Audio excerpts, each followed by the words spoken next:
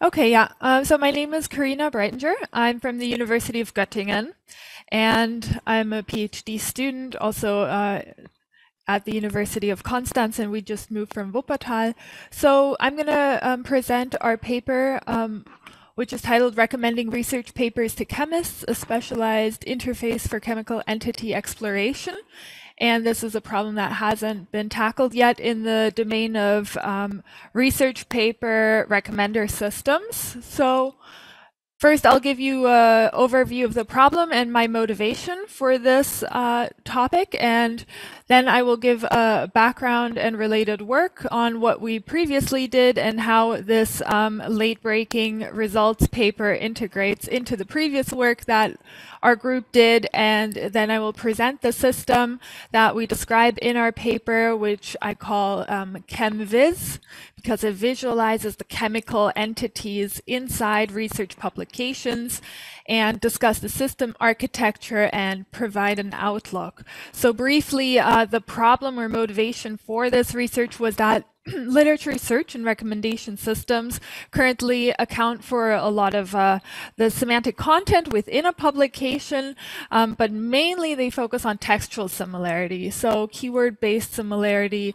but they do not look at non-textual features such as chemical formulas and structural diagrams and other chemical entity information found in research papers.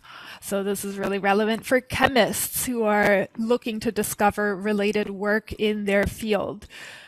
Now, the status quo of research paper recommender systems, which is my research domain, is that these academic recommenders, whether they are the recommenders integrated into the digital libraries we all know, such as ACM or PubMed, they offer list-based recommendations. So there's always a list-based view where the recommendations are ranked, but this leaves some shortcomings. For example, first, the papers are simply listed to the user, but the user cannot easily get an overview of the content within the papers or filter the recommended papers by the content that's contained in the papers.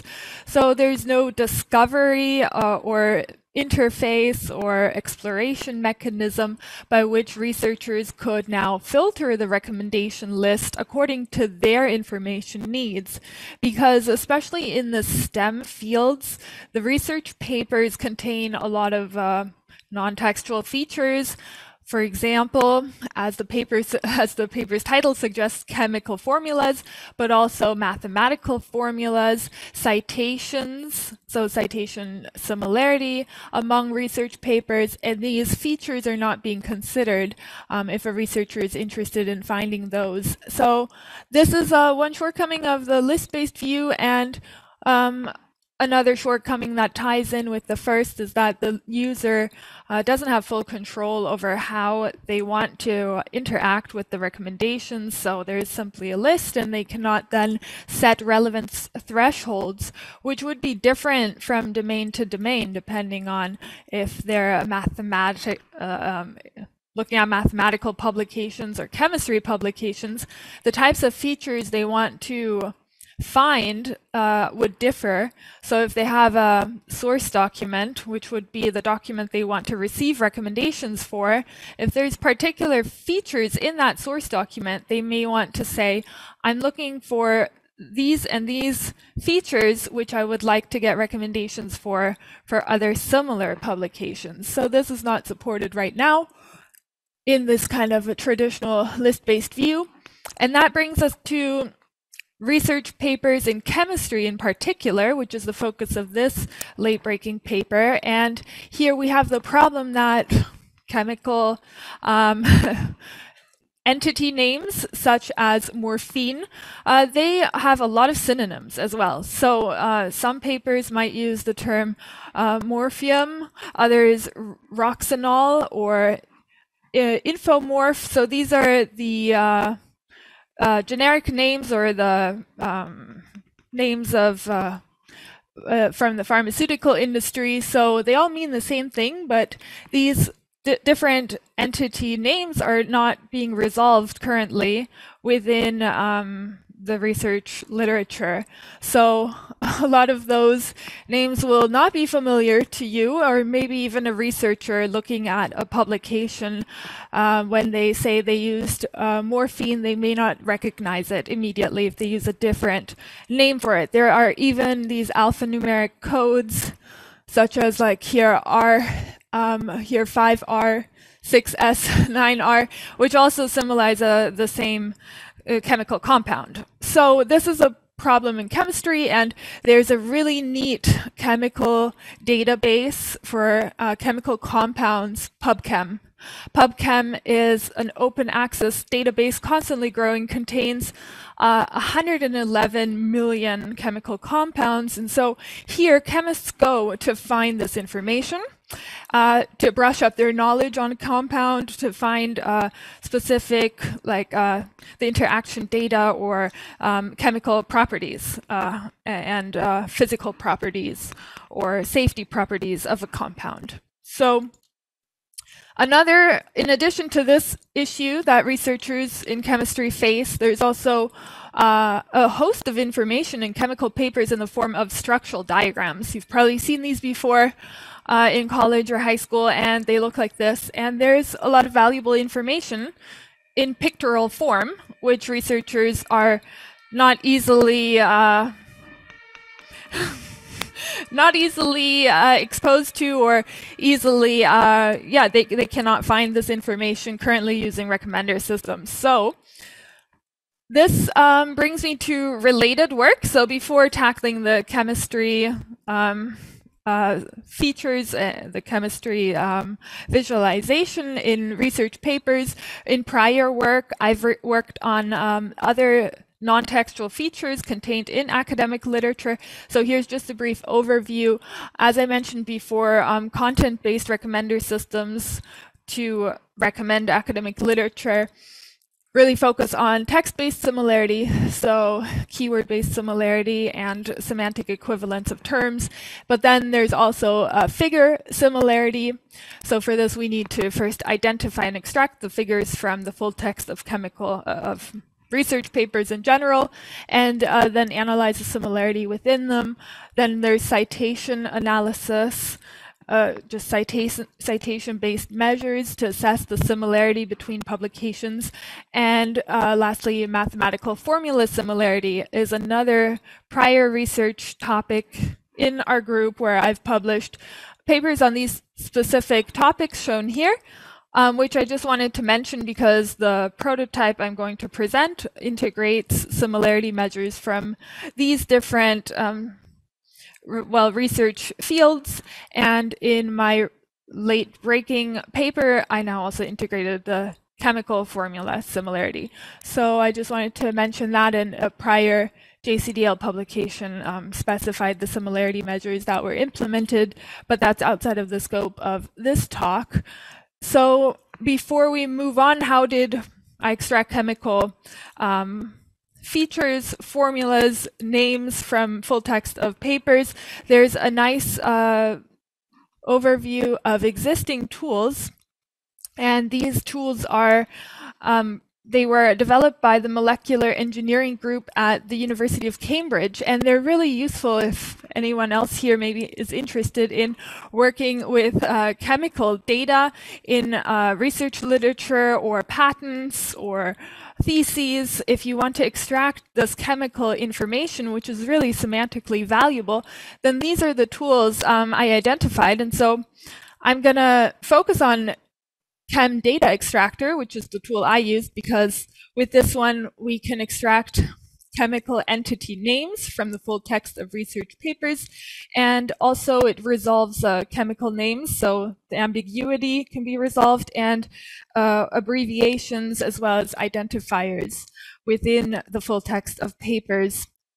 And then there's also Chem Schematic Resolver, another open source Python package. These are all open source tools to extract chemical structures from the schematic diagram. So I showed you the schematic diagram of morphine before, and in that diagram there's now the individual compounds, well, in there, like the individual, let's say, components which can be extracted, and their relationship can then be described using chem schematic resolver. And for this, it uses image mining to get the chemical structural diagram, and then uses OCR as well. And then there's reaction data extractor with chemical publications. There's often reaction schemes inside the full text of the publication. You've seen reaction schemes in high school where they would show you if this compound reacts with another compound. There's often like a plus sign, and then there's an arrow, and then what happens in the chemical reaction. So there's a standardized system called the simplified molecular line entry system, which can then put this into machine readable format and extract the information contained in those reaction schemes. And then lastly, there's image data extractor, which extracts quantitative data found in the microscopy images. So if there's some microscopy data, which is very common in biological and biomedical as well as chemistry publications, then again, they use OCR to detect labels, scale bars, and so forth. So a host of tools, and I decided to use Chem Data Extractor to move forward with this research task. And so here's a brief overview of the architecture. So ChemViz is integrated into RecViz, and the ChemViz backend also interfaces with the HiPlug backend. And so, of course, the data, which I mentioned, is retrieved from the PubChem data set. So PubChem is really front and center here. And it's a modular architecture where RecViz is the tool that I presented prior, and it also integrates the other feature similarity measures, and I just augmented it with a modular component, now ChemViz, which extends the functionality of RecViz. And it also interfaces with HiPlug, the backend of HiPlug, which contains the data set, and HiPlug was also developed in our group in prior work. So moving on, I'm going to show you some screenshots from, here we have RecViz, which is the general paper recommendation interface and system. And then I'll show you in the next slide ChemViz. So first we need to see the landing page, so to say, where a researcher would receive recommendations. For this, we implemented this graph-based view of the recommendations because this lets users filter the recommendations based on their information need. For example, if they have an interest in different similarity features within the text, they can say they want to weight text similarity more highly, or weight citation-based similarity more highly, image-based and formula-based, and so forth. So this central node is the source document that the user wants to receive recommendations for. Then we have a layout of the recommended papers, and in this graph-based layout, the nodes that are more close to the source document are more semantically related or similar, and the nodes further away are less similar, but then the user can filter them and save them to their collected documents folder. So once a researcher has selected the papers by starring them to inspect in further detail, they then open the detailed comparison view. And in this, we have the chemical entities comparison view within RecViz. And then we can now see the contained chemical entity information between the input paper as the source document and the recommended paper. And this, for the first time, lets the chemistry researcher now compare these these chemical entities as well as their specific molecular formula, their molecular weight, and other features such as here the chemical ID in the database of PubChem. So yeah, this is a first implementation of such a system, just to show that it could be supported for the need of chemists, and there is currently no specialized recommender systems for chemists. So there are these databases for chemical compounds where they can find information about compounds, but it's not integrated into a system where they have the full text of a research publication and can then find the information immediately while reading a research publication. This brings me to the last slide where, yeah, just to summarize, so I introduced ChemViz, which is a customized paper recommendation system and interface that enables chemical entity recognition and then visualizes it to the researcher. And the outlook would be that in the future, I plan to expand upon the current implementation of ChemViz, but also using these other tools, which I introduced in the slide, that have been proposed by the molecular engineering group at University of Cambridge. So Chem Schematic Resolver and Reaction Data Extractor. And then a next step would be to test these implementations and the interface with real chemists to see how they interact with such a system and what their feedback is and their needs, and then go from there. So yes, this is the last slide where I just have some links for the code on GitHub. There's Chem Formula Extractor, which is the code described in the late-breaking paper, and then we have the RecViz front-end system as well, and some contact information and other research projects at giplab.org. Now, if you have questions, I'm taking questions.